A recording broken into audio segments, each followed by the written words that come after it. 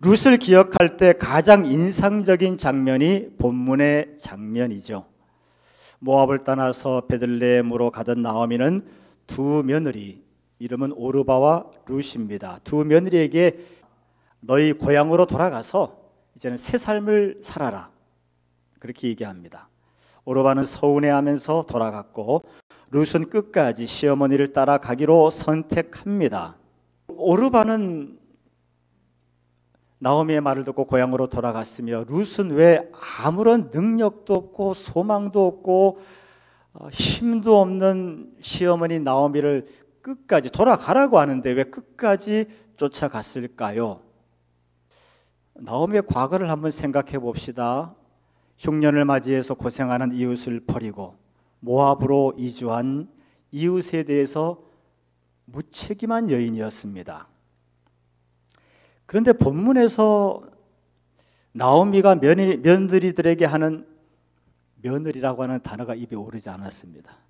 아직 며느리를 보지 못해서.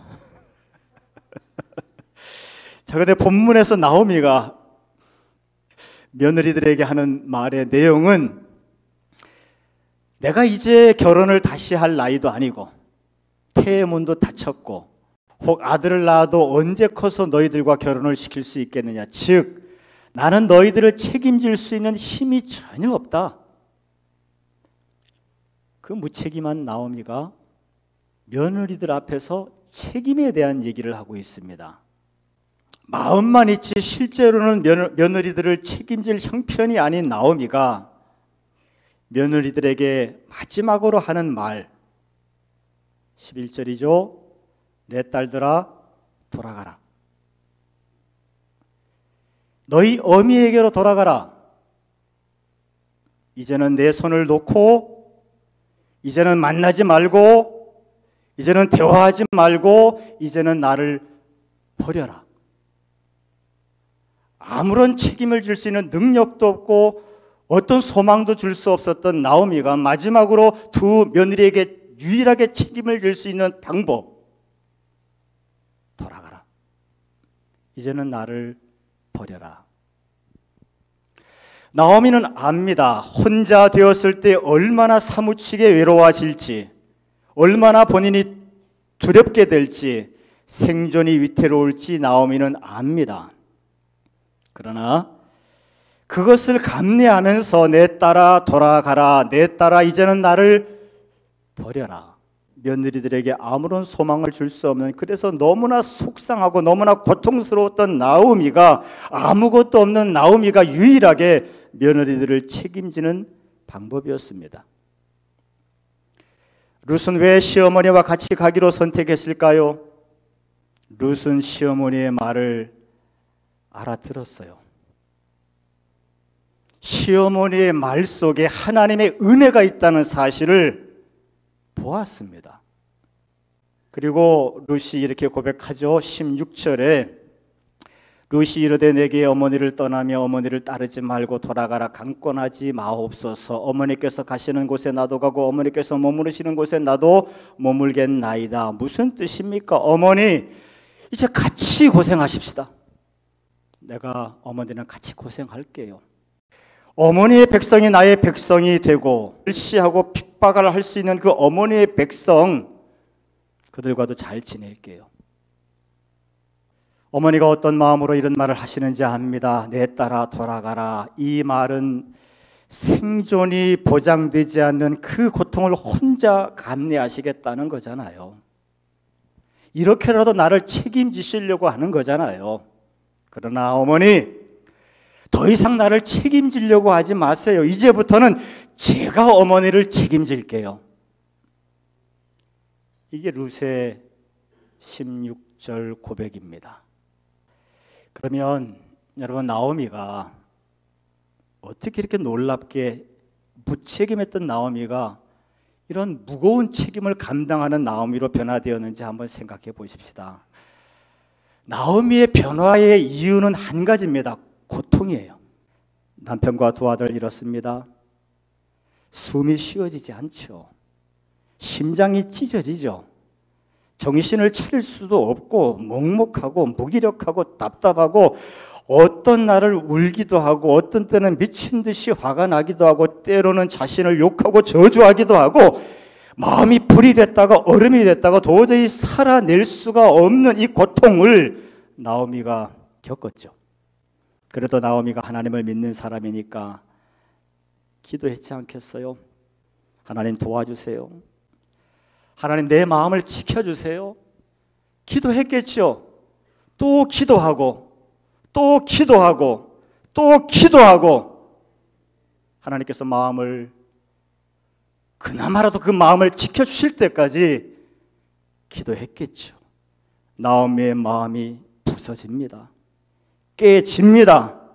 녹아지고 재가 되어버리죠.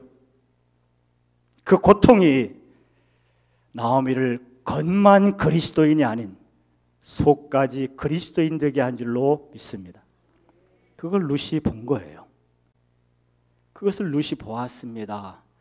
나오미가 그 고통을 이겨나가는 과정을 본 거예요. 기도하며 주님을 바라보며 이 또한 지나가리.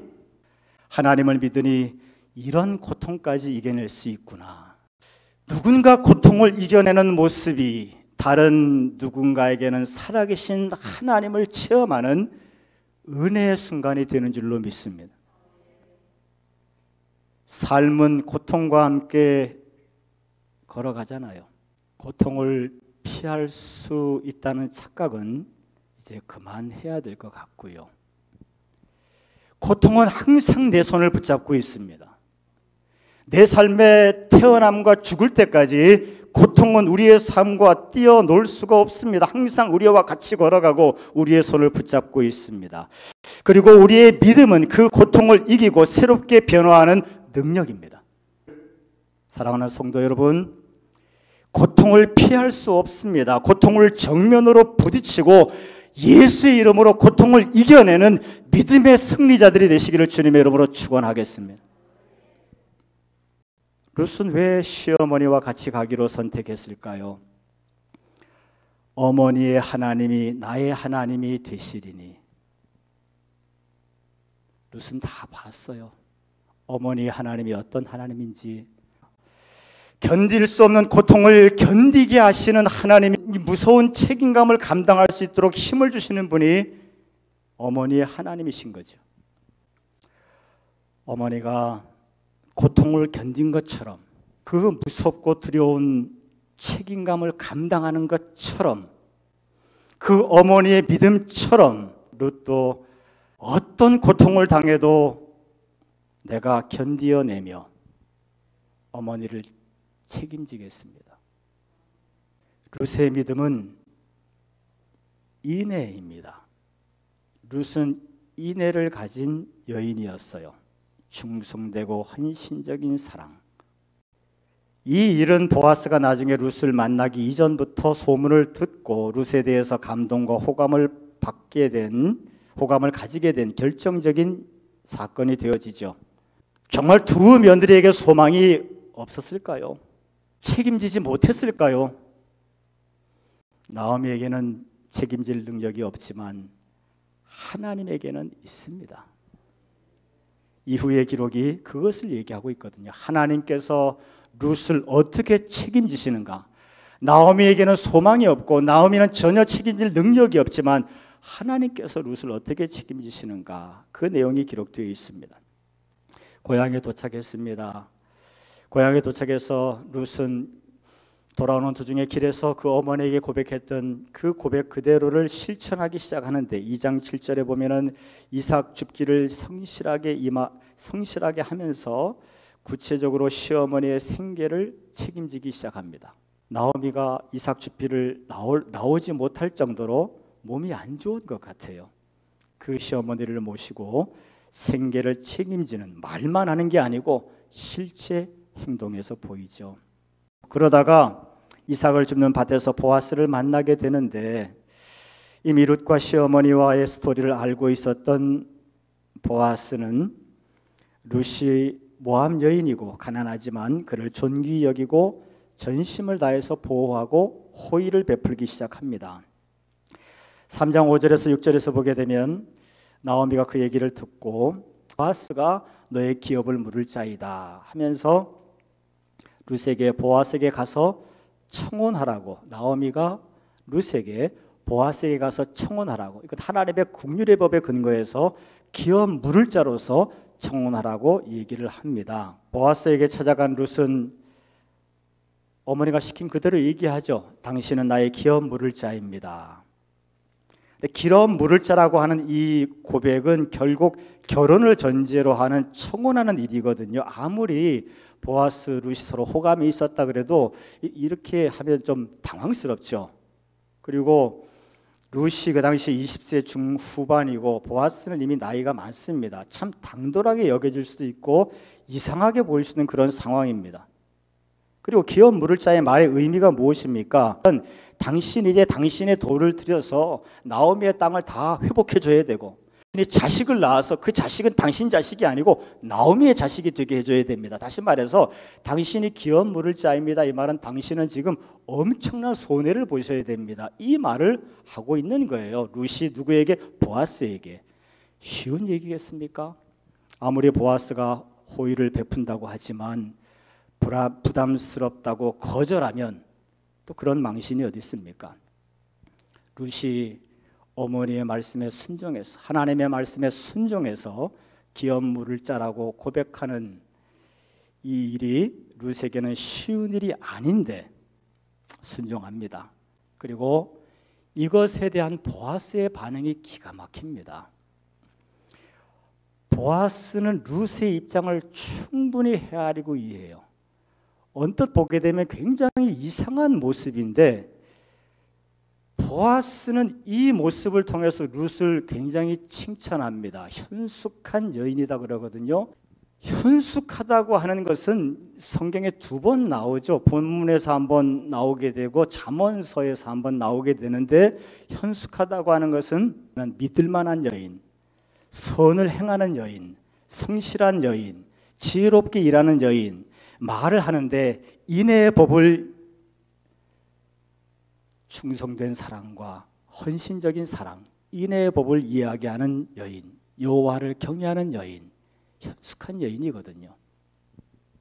눈을 씻고 찾아봐도 찾기 힘든 그 여인, 그게 현숙한 여인인데 보아스는 지금 도대체 룻의 무엇을 보았기에 룻을 현숙한 여인이라고 얘기하고 있을까요?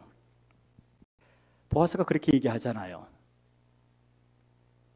너의 베푼 인애가 처음보다 나중이 더하도다. 다른 사람들은 못 봅니다. 하지만 보아스는 정확하게 보았어요. 네가 지금 하는 모든 행동은 하나님의 인애의 표현이다. 처음 인애는 길에서 고백하고 어머니를 따라서 이스라엘 땅으로 들어온 것이, 그것이 헌신적인 사랑, 인애이고요.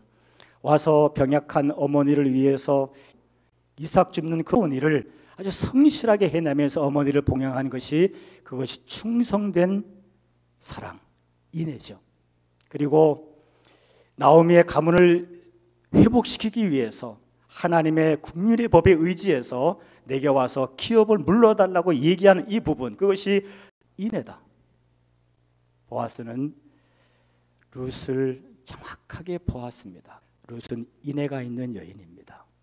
결국 소망 없는 모압 과부에게서 다윗 왕의 조상이 되어지고 예수님의 족보에 이름이 들어가는 놀라운 회복의 역사가 일어나게 되었죠. 우리 안에 예수님이 계십니다. 그분은 인애를 가지고 들어오셨어요. 충성된 사랑, 헌신적인 사랑을 가지고 우리 안에 들어오셨습니다. 그 인애가 우리 안에서 숨쉬는 인애가 되었으면 좋겠고, 성령 안에서 드러나는 인애가 되기를 주님의 이름으로 축원하겠습니다.